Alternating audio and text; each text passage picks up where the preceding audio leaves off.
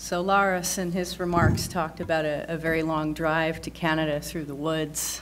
And our next speaker, Don Cormier, I think made that trip in reverse from PEI. I think he spent 7 hours on the road to be here with us. So thank you very much for that.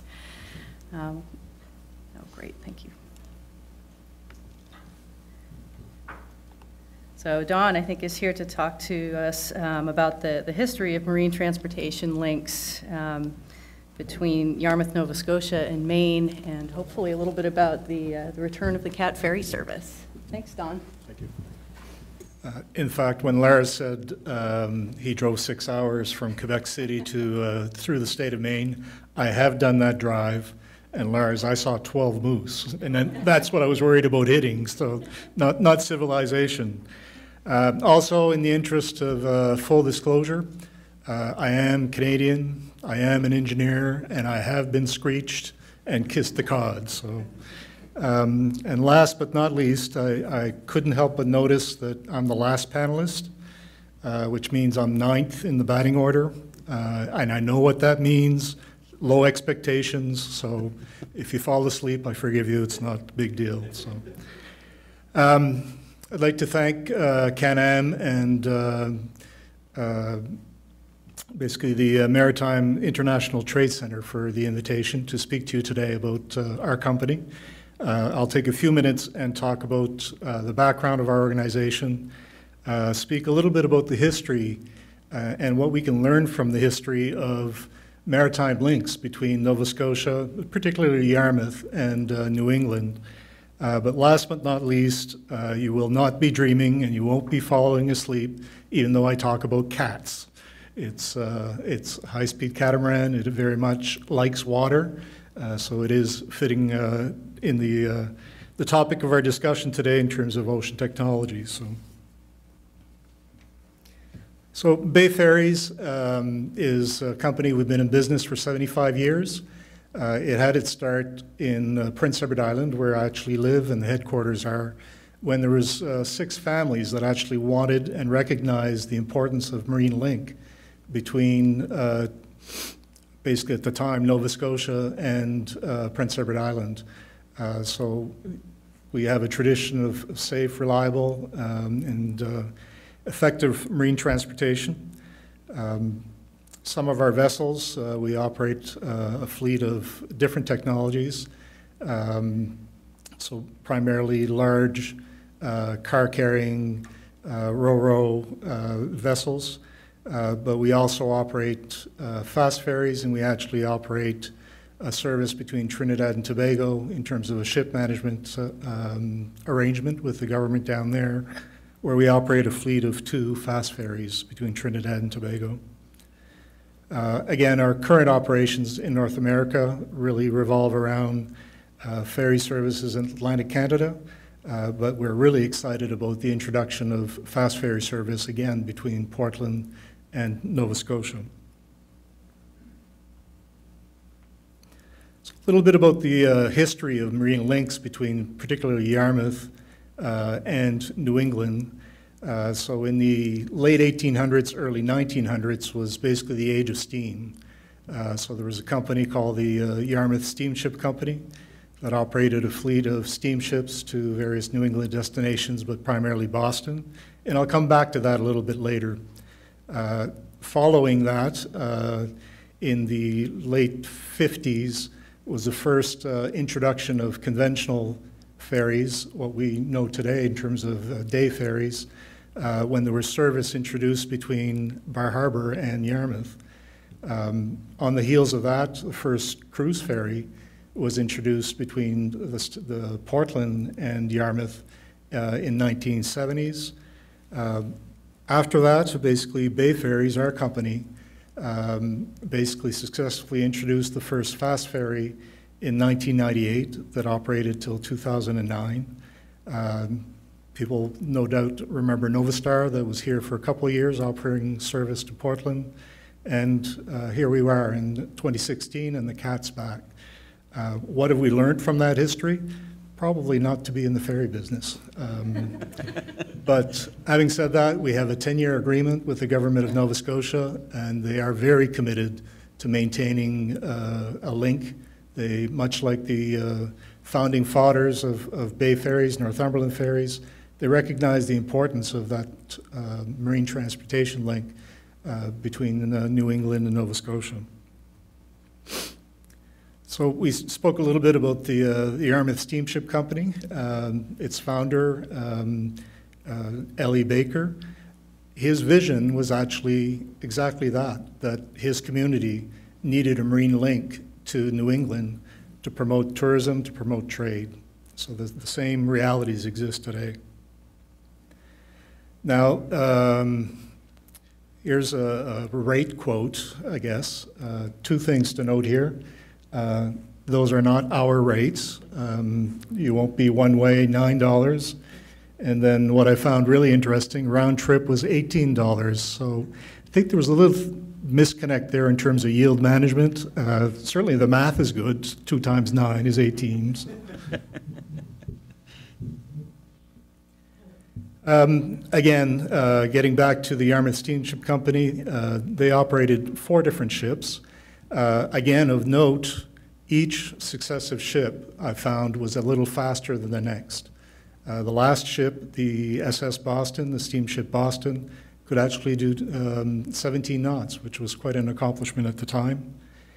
And another very interesting tie-in with the SS Boston is that in 1917, that ship was actually, which was owned by a Canadian company, was actually sold to the U.S. Navy.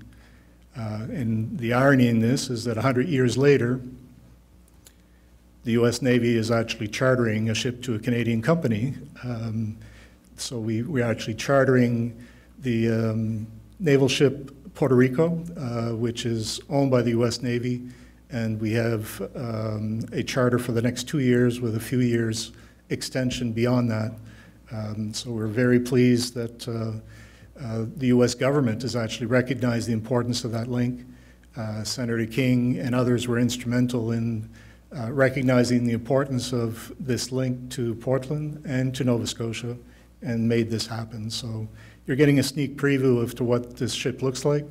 It's currently in South Carolina, undergoing a very major refit and transformation where it will actually look like this. So a little, again, preview of interior shots. The ship has very high class amenities on board, very comfortable amenities. The bridge is going to be equipped with, is actually being, again, brought up to the state-of-the-art technology. We're replacing all the radars, all the navigation equipment, so that it's the best technology available today. The ship is 107 meters in length, is built out of aluminum, was built in Mobile, Alabama. It's powered by marine diesel engines and is water jet propelled. So essentially the ship is a big Sea-Doo. It's what it basically is. Can carry, manufacturer says 280 cars. We don't think we'll get much more than 250. And we will be configuring the ship in terms of seating so that it can comfortably carry 750 passengers. What we expect to do is leave Yarmouth in the morning and arrive in Portland mid-afternoon with a 2:30 departure from Portland is the operating plan. The ship should be in service mid-June, so June 15th, and operate till the end of September. So what were our strategies for success? The overriding focus of our company has always been safety. That's why my title is not just Vice President of Operations, it's Vice President of Operations and Safety Management. We've been pioneers in a lot of safety management and security management systems. We offer quality products.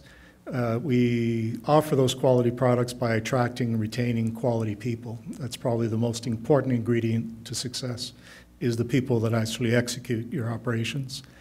We're environmentally responsible. We form partnerships for marketing, and I'll talk about that a little bit more. We have a disciplined approach to our development and growth of our companies. We don't take on speaking engagements like this and pat ourselves on the back very often. We're pretty low-key, which is typical of maritime communities and maritime people. But our focus and the importance of what we do is about the destinations. So it is about Portland, it is about the state of Maine, and it is about Nova Scotia. So selling the destination along with a fast ferry experience will be what we think will be a formula for success.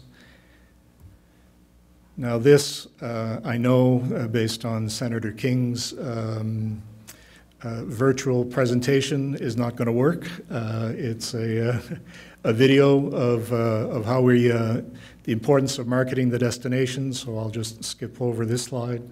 The video portion would likely work, but without the audio, it won't be the same. My narrating it won't work, believe me. So samples of some of our advertising and marketing. Again, focusing on the destination, maritime traditions.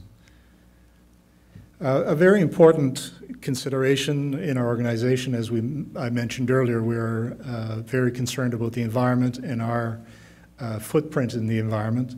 And I know that, possibly some people in the audience, but generally in the maritime community, there's concerns about whale strikes, right whales. I heard Moya Brown, a reference to Moya before, and the work she did with the Irving Company in terms of shipping lanes. The fast ferry operation at its onset, there was a lot of concerns about it because the ship is going fast. This particular ship will be operating at about 35 knots. So that is a consideration, it is a concern. However, this technology and this ship has a lot of other considerations that make it much less likely to be involved in a ship strike or a whale strike, sorry. So we actually have over 10 years of operating safely without incident. We also, during those 10 years, worked with LGL, a company that had marine biologists that was on board, actually doing observations, providing the scientific community with unbiased information and observations of the ship's interaction with sea mammals, and we'll be continuing that tradition. We've signed a contract with them. They will be on board the ship when we start up again. So some of the technical advantages that I talked about earlier is that the ship will be equipped with thermal detection equipment, like infrared equipment. They'll actually be able to identify, our understanding, actually a whale spout, so it will come up as a different temperature and actually be able to be detected even in reduced visibility. Our standards of training of our crew and how our crew and bridge management is executed is second to none because of the operations and how we operate. It's an extremely high standard. The vessel's maneuverability is fantastic. A large tanker or a large cruise ship going out at 20 knots would need many miles to stop, many miles to make different maneuvers. This ship can actually, the previous cat operated at 42 knots. We cut power, and within seconds it was down to 3 knots. Because it's like a jet ski. If you've ever seen a jet ski cut power, it just sits in the water. These ships react the same way. They're extremely maneuverable, so collision avoidance is very much a big advantage of this technology. There's also no propellers, and the hull of the ship, which is actually 2 hulls, are very slender, very small, and very shallow draft. The ship barely drafts about 12 feet, so it's not like a big super tanker or something like that that's traveling at 35 knots. So our route into Portland, obviously to mitigate weight control, will be at much lower speeds, and we'll be basically interacting with all stakeholders, Coast Guard, regarding our route and all the planning. So with that, I thank you for your attention and wish you a good afternoon and safe drive back. And if anybody has got any questions, please.